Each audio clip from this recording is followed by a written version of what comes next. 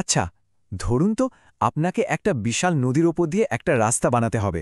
একজন civil engineer হিসেবে এই চ্যালেঞ্জটা কিভাবে সামলাবেন? চলুন আজ ইঞ্জিনিয়ারিংয়ের কয়েকটা দারুণ সমাধান দেখে নেওয়া যাক। ভাবুন তো একবার, কলকাতার হুগলি নদীর এপার থেকে ওপার পর্যন্ত একটা ব্রিজ বানাতে হবে।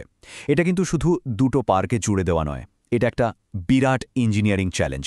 এই বিশাল দূরত্বটা পার করার জন্য আমাদের এমন একটা স্ট্রাকচার বানাতে হবে যেটা শুধু নিজের ওজনই নয়, তার ওপর দিয়ে যে হাজার হাজার গাড়ি চলবে তার ওজনও নিতে পারবে।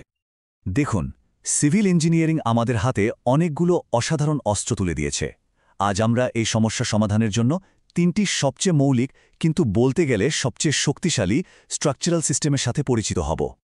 তো আজকের গল্পের তিন হিরো হল পোর্টাল ফ্রেম, থ্রি হিঞ্জড আর্চ আর কেবল। আর এদের প্রত্যেকের কাছেই লোড নেওয়ার জন্য একটা বিশেষ সুপার পাওয়ার আছে। আমাদের প্রথম হিরো পোর্টাল ফ্রেম। এটাকে দেখতে অনেকটা ফুটবলের গোলপোস্ট বা মেট্রো স্টেশনের ঢোকার গেটের মতো। এর আসল শক্তিটা আসে এর বেঁকে যাওয়ার ক্ষমতা থেকে, মানে এটা লোডটাকে বেন্ডিংয়ের মাধ্যমে সামলায়। তাহলে বলুন তো, পোর্টাল ফ্রেম লোডকে কিসে পরিণত করে? একদম ঠিক, বেন্ডিংয়ের মাধ্যমে। বেন্ডিং হলো সেই ভেতরের শক্তি যা লোডের চাপে কোনো একটা অংশকে ধনুকের মতো বাঁকিয়ে দেয়, আর এই বাঁকানোর ক্ষমতায় ফ্রেমটাকে এত মজবুত করে তোলে। এবার আসি আমাদের দ্বিতীয় হিরোর কাছে, আর্চ। দেখুন, বইয়ের এই ছবিটা হয়তো একটু জটিল মনে হতে পারে, কিন্তু এর পেছনের আইডিয়াটা খুবই সহজ আর সুন্দর। আর্চ অনেকটা ধনুকের মতো কাজ করে। উপর থেকে যত চাপ দেওয়া হয় এটা ততই শক্তিশালী হয়ে ওঠে, আর সব ওজনকে কম্প্রেশন বা চাপের মাধ্যমে মাটির দিকে পাঠিয়ে দেয়। তাহলে একটা আর্চ ভারী লোড কিভাবে সামলায়? উত্তরটা হলো কম্প্রেশন। কম্প্রেশন হলো সেই চাপ যা কোনো কিছুকে দুই দিক থেকে চেপে ধরে আরও জমাট আর শক্তিশালী করে তোলে। ঠিক যেমন ইটের দেওয়ালগুলো একটা আরেকটার ওপর চাপ দিয়ে দাঁড়িয়ে থাকে। আর আমাদের শেষ হিরো হলো কেবল। এই ডায়াগ্রামগুলো ভুলে যান, শুধু ভাবুন বাড়ির উঠোনে টাঙানো আলনা বা বিদ্যাসাগর সেতুর কথা। এদের শক্তি একটাই, যখন এদের টান টান করে রাখা হয়। কেবল শুধু টেনশন বা টানের মাধ্যমে ওজন বইতে পারে, আর কোনোভাবেই না। তাহলে একটা কেবল লোড সাপোর্ট করার একমাত্র উপায় কি? একদম ঠিক, শুধুমাত্র টেনশন। টেনশন হলো সেই টান যা কোনো জিনিসকে দুদিক থেকে টেনে লম্বা বা প্রসারিত করে, যেমন আমরা একটা রাবার ব্যান্ডকে টানি। কিন্তু আর্চের মধ্যে এই থ্রি হিঞ্জড আর্চ এত স্পেশাল কেন?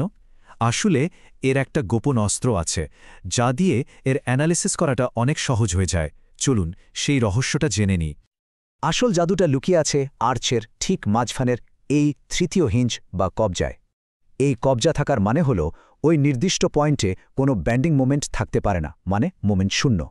আর এই একটা তথ্যই আমাদের ক্যালকুলেশনের জন্য একটা বাড়তি ইকুয়েশন দিয়ে দেয়, আর পুরো আর্চের সমাধান করা অনেক সহজ হয়ে যায়। এই ধাপগুলো একবার দেখুন। আমরা পুরো আর্চটাকে ক্রাউন হিঞ্জ থেকে দুটো আলাদা ভাগে ভাগ করে ভাবতে পারি। আর ঠিক 4 নম্বর ধাপে ওই হিঞ্জের সাপেক্ষে মুভমেন্ট নিয়ে আমরা হরিজন্টাল থ্রাস্ট বা এইচ বের করতে পারি। এই থ্রাস্টটাই হলো আর্চের ডিজাইনের সবচেয়ে গুরুত্বপূর্ণ অংশ। তাহলে আর্চের একেবারে উপরে থাকা হিঞ্জটা আমাদের গণনার জন্য এত গুরুত্বপূর্ণ কেন? বেশ অনেক কিছু তো জানা হলো, তাই না? চলুন একটা সহজ টেবিলের মাধ্যমে পুরো ব্যাপারটা এক নজরে দেখে নিই। এটা পরীক্ষার সময় দারুণ কাজে দেবে। এই টেবিলটা দেখুন, কি পরিষ্কারভাবে আমাদের তিন হিরো সুপার পাওয়ারগুলো দেখানো হয়েছে।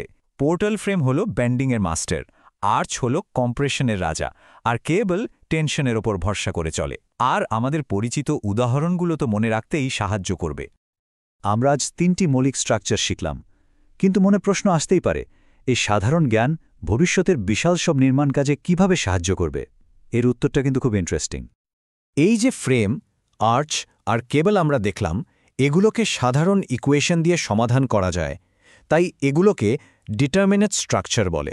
কিন্তু এগুলোই হলো আধুনিক যুগের বিশাল স্কাইস্ক্রেপার বা লম্বা স্প্যানের ব্রিজের মতো জটিল ইনডিটারমিনেট স্ট্রাকচার বোঝার প্রথম সিঁড়ি। দেখুন, এই ফোর্সের ভাষা বোঝাটাই হলো ইনোভেশনের আসল চাবিকাঠি। ভবিষ্যতে সাস্টেইনেবল মেটেরিয়াল হোক বা এআই চালিত ডিজাইন, সব কিছুর মূলে কিন্তু এই বেসিক কনসেপ্টগুলোই রয়েছে। এই ভিত্তিটা যদি মজবুত হয়, তবেই ভবিষ্যতে সেই সব অসাধারণ স্ট্রাকচার তৈরি করা সম্ভব, যা শুধু শক্তিশালীই নয়, সুন্দর আর কার্যকরীও হবে। আর এই কথাটা আজকের আলোচনার জন্য একদম পারফেক্ট একটা সারাংশ। এই তিনটি শব্দ, বেন্ডিং, কম্প্রেশন আর টেনশন, এগুলোই হলো পুরো স্ট্রাকচারাল অ্যানালাসিসের মূল ভিত্তি, বলতে পারেন এর ABC। এই প্রশ্নটা রইল ভবিষ্যতের ইঞ্জিনিয়ারদের জন্য। আজকের শেখা এই মূলনীতিগুলো কাজে লাগিয়ে কালকের কোনো অবিশ্বাস্য কাঠামো তৈরি করা সম্ভব? সেই স্বপ্নটা দেখতে হবে। শেখার এই যাত্রা চলতেই থাকুক।